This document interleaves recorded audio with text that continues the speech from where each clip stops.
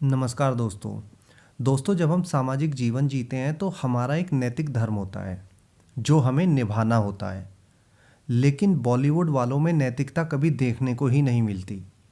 आज वैसे तो दो तीन टॉपिक हैं, लेकिन सबसे पहले बात करूंगा ब्रेव गर्ल के रूप में पहचान बना चुकी कंगना रनौत की। कंगना रनौत जिस मुखर तरीके से बॉलीवुड की बैंड बजाती है वो वास्तव में काबिले तारीफ़ है। जितना खुल के कंगना बोलती है इतना कोई और बॉलीवुडिया नहीं बोल सकता है और ना बोलता है।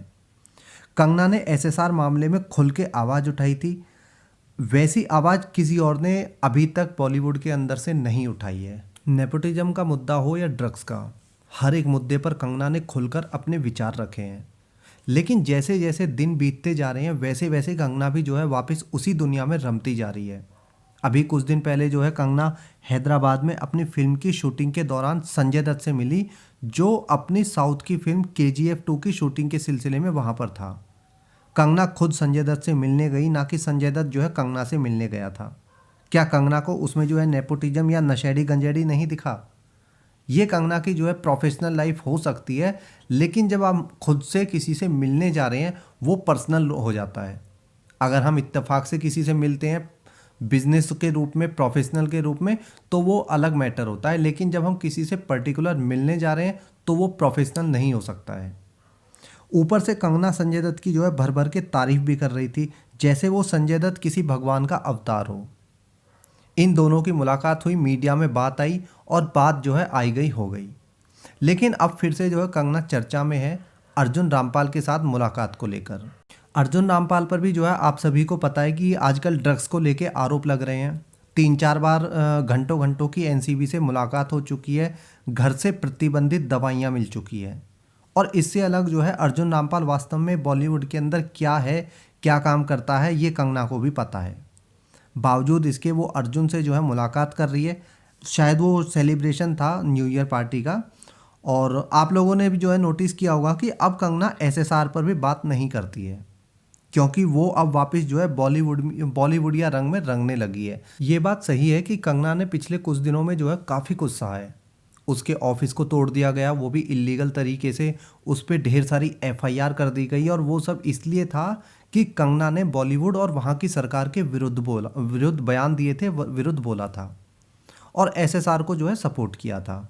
लेकिन इतना सहने के बाद जो है कंगना फिर उन्हीं के रंग में रंगने लगी है, तो नैतिक रूप से ठीक नहीं लगता है।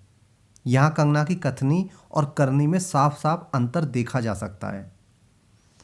प्रोफेशनल लाइफ को ठीक है, अगर आपको प्रोफेशनल लाइफ जीनी है तो एटलीस्ट आप उनको ध्यान में रख सकते हैं, आप जिन पे आवाज़ उठा रहे हैं। आप एक तरफ उनको जो है मीडिया में आकर गंजेड़ी और नशेड़ी बोल रहे हैं, आप उनको ड्रगी बोल रहे हैं, लेकिन आप फिर उन्हीं नशेड़ियों के साथ में जो है फ़ोटो क्लिक करा रहे हैं। तो आपको यहाँ पर थोड़ा सा बचना पड़ेगा अगर आप इस तरह के लोगों पर आवाज़ उठा रहे हैं या इस तरह के लोगों के विरुद्ध काम कर रहे हैं। अब बात करता हूँ ताई की, रिया चक्रवर्ती। रिया चक्रवर्ती के बारे में पिछले 3-4 दिनों से जो है खबरें आ रही है कि उसे घर से निकाल दिया गया है। वो परिवार समेत रोड पर आ गई है, दर दर भटक रही है, रहने को छत नहीं है। ढेरों ऐसी बातें हैं जो रिया के बारे में बिना जांच पड़ताल के आजकल बोली जा रही है। कुछ लोगों को जो है कुछ लोग जो है रिया को बेचारी बना रहे हैं कि जैसे अब उसके पास रहने के लिए घर तक नहीं है और वो दर दर भटक रही है, वो भी सर्दी में। बूढ़े माँ बाप है उसके साथ में, दूध पीते बच्चे शोभिक के साथ है।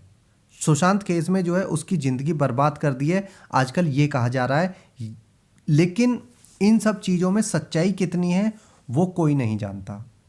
पहली बात की ये कि रिया परिवार समेत रोड पर भटक क्यों रही है? क्या उसके पास जो है अपना घर नहीं है? आप सबको याद होगा कि जब ईडी ने जांच शुरू की थी एसएसआर केस में, तो अपनी जांच में जो है पाया था कि रिया ने एसएसआर की लाइफ में आने के बाद से 2 फ्लैट खरीदे थे। ये बातें काफ़ी वायरल भी हुई थी कि रिया ने जो है ये दोनों फ्लैट एसएसआर के पैसे से खरीदे थे। ये इस तरह के जो है आरोप लगे थे। इसके अलावा रिया के माता पिता का भी जो है अपना एक घर था मुंबई में, जिसमें वो एसएसआर से मिलने से पहले जो है रहा करती थी अपने पेरेंट्स के साथ में। यानी रिया एंड फैमिली के पास में जो है आधिकारिक रूप से मुंबई के अंदर ही कम से कम 3 ठिकाने हैं जहां वो रह सकती है। ये आधिकारिक रूप से बता रहा हूँ, जो मीडिया में आ चुके हैं, जिनकी मीडिया में चर्चा हो चुकी है, जबकि एक दो प्रॉपर्टी ऐसी भी होंगी जो अभी तक मीडिया की नज़रों में नहीं आई है। अब सवाल आता है कि इतने सारे घर होने के बावजूद, इतनी सारी प्रॉपर्टीज़ होने के बावजूद वो किराए के घर में क्यों रह रही थी? और किराए पर अगर रह भी रही थी तो लैंडलॉर्ड ने उसे निकाल भी दिया, तो रिया बेघर कैसे हुई जब उसके पास मुंबई में ही ऑलरेडी इतनी सारी प्रॉपर्टी हैं?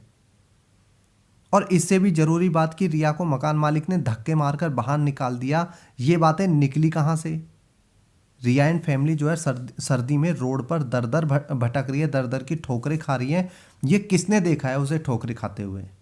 ये सारी की सारी बातें हुई है या नहीं हुई है, इन चीज़ों के सबूत कहाँ है या किसने अपनी आंखों से देखा है? वो रिया चक्रवर्ती जो एसएसआर की डेथ के समय पर जब पुलिस थाने के चक्कर लगा रही थी, तो उसे उसके कस्टमर्स ने, सॉरी, उसके दोस्तों ने जो है गाड़ी प्रोवाइड करा दी ताकि उसे आने जाने में कोई परेशानी ना हो। जब रिया पर एनसीबी ने केस किया तो भारत के सबसे महंगे वकीलों में से एक वकील को उसकी पैरवी करने के लिए उसके कस्टमर ने रिया को प्रोवाइड करवा दिया, सॉरी, उसके दोस्तों ने जो है वकील प्रोवाइड करवा दिया। क्या खुद जो है रिया की इतनी औकात है कि वो 15 लाख रुपए पर हियरिंग लेने वाले वकील को हायर कर सके? नहीं, रिया की इतनी हैसियत नहीं है कि वो इतना महंगा वकील हायर कर सके, लेकिन फिर भी वो इतना महंगा वकील जो है यूज कर रही है अपने केस के लिए। वो इसलिए कि इंडस्ट्री में उसे सपोर्ट करने वाले सैकड़ों लोग हैं। वही लोग जो उसे पैदल चलते हुए नहीं देख सकते तो अपनी गाड़ी उसके विद ड्राइवर प्रोवाइड करा देते हैं। वही सपोर्टर जो उसे जेल जाना पसंद नहीं करते और उसे अपना वकील प्रोवाइड करा देते हैं, वो भी एज ए गिफ्ट। अब आप जो है खुद सोचो कि जिस लड़की को उसके चाहने वाले पैदल चलते हुए नहीं देख सकते हैं, जेल जाते हुए नहीं देख सकते हैं, वो उसे उसके बूढ़े माँ बाप और उसके दूध पीते छोटे भाई के साथ में रोड पर सर्दी में भटकता हुआ कैसे देखेंगे? क्या मजाक है यार। और खुद लोग जो है इस खबर को दबा दबा के शेयर कर रहे हैं कि रिया घर से बेघर हो गई है और दर दर भटक रही है। दरअसल रिया चक्रवर्ती 2021 में जो है बहुत बड़े लेवल पर कमबैक करने वाली है फिल्म इंडस्ट्री के अंदर अपने एज एन एक्टर। जहां पहले उसके पास सिर्फ जो है 1 या 2 फिल्में थी, अब उसके पास 5 से 6 फिल्में आ चुकी हैं उसकी झोली में, जो 2021 के साथ में 2022 में भी रिलीज होने वाली है। और ये जो फिल्में मिली है, ये उसे फिल्में मिली है उसे बदनाम होने की वजह से, जो कि एसएसआर केस में उसका नाम आया था। क्योंकि इन बॉलीवुड या फिल्मकारों का मानना होता है कि जो जितना ज़्यादा बदनाम है वो उतनी ज़्यादा ऑडियंस खींच सकता है, और जो जितना ज़्यादा ऑडियंस खींच सकता है वो अपनी फिल्म को हिट भी करा सकता है। इसी सोच की वजह से रिया ताई को जो है धड़ाधड़ फिल्में मिल रही है आज की डेट में। और अब जो है आप खुद सोचिए कि जिसकी आने वाली साल में धड़ाधड़ फिल्में रिलीज होने वाली हैं, क्या उसके लिए पीआर एजेंसी जो है हायर नहीं की जाएंगी? ये जो आप लोग जो है पिछले कुछ दिनों से खबर सुन रहे हैं कि रिया को घर से निकाल दिया गया है, सिर्फ एक पब्लिसिटी स्टंट है, जो कि रिया की खोई इमेज को सुधारने की एक बहुत छोटी सी कोशिश है। और ऐसा नहीं है कि पीआर टीम इसमें सफल नहीं हुई, वो काफ़ी हद तक इसमें सक्सेस भी हुई है, क्योंकि काफ़ी लोग रिया को बेचारी और दुखियारी समझ रहे हैं इस टाइम पे। और ऐसा भी नहीं है कि इसके बाद कोई और पीआर स्टंट होगा ही नहीं। आने वाले समय में आप खुद देखना कि कैसी कैसी पीआर ट्रिक्स जो है आजमाई जाएंगी।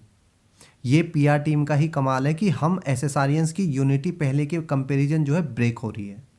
लोग अब बॉयकॉट जैसे शब्द को भूलते जा रहे हैं। पिछले कुछ दिनों में आने वाली फिल्में, उनके ट्रेलर या उनके टीजर पर लाइक्स ज़्यादा हैं, डिसलाइक कम है। आप एक तरफ कह सकते हैं, शायद आप अपने मन को तसल्ली देने के लिए कह सकते हैं कि वो जो लाइक हैं वो ज़्यादातर बोट है, खरीदे हुए हैं। लेकिन वो मैक्सिमम जो लाइक है आज की डेट में जेन्युइन आ रहे हैं, क्योंकि उसका रीज़न है कि हम जो है उन चीज़ों पे ध्यान देना बंद कर रहे हैं।